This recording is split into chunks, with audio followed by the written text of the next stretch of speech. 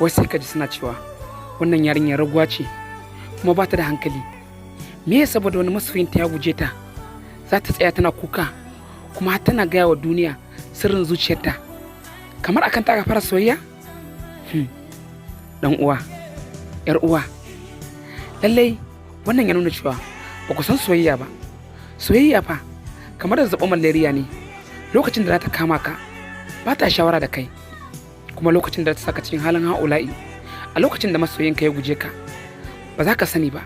Hasali matsalar soyayya kamar sauran matsaloli ce, a lokacin da matsala ta shafe ka idan baka tattauna ta da wani ba to baka samun sauki. Wata kuma matsalar idan baka yi zubar da hawaye ba to kai kanka ka sani ko ke kanki kin sani baka samun sauki a cikin zuciyarka ko a cikin zuciyarki. Me yasa kuke zargin wanda yake cikin wani hali? Me yasa kuke zargin wata take cikin wani hali wanda kawai damuwa ce ta soyayya? Kai da ganin wannan yarinyar tana cikin wani hali, ku duba inda ta rame, ku duba inda take magana cikin shishika kuka, amma kuna zarginta. Dan me yasa za ta bayyana wa duniya halin da take ciki? Me zai hana? Ke so nawa kike bayyana wa wanda bai dace ba halin cikin zuciyarka take ciki, halin da kike ciki na kunci da damuwa? So nawa ne kake bayyana wa abokanka wanda kai kanka ka san ba za su yi maka maganin matsalolinka ba, damuwarka? Wani lokacin ba sai ka bayyana ko sai kin bayyana za ku yi da damar bayyanawa, domin lokacin da za ku bayyana ba ku cikin halin sanin ya kuke ciki.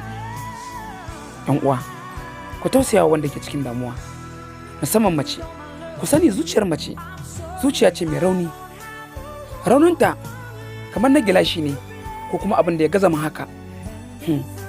Wallahi ina matuƙar tausaya wannan yarinyar.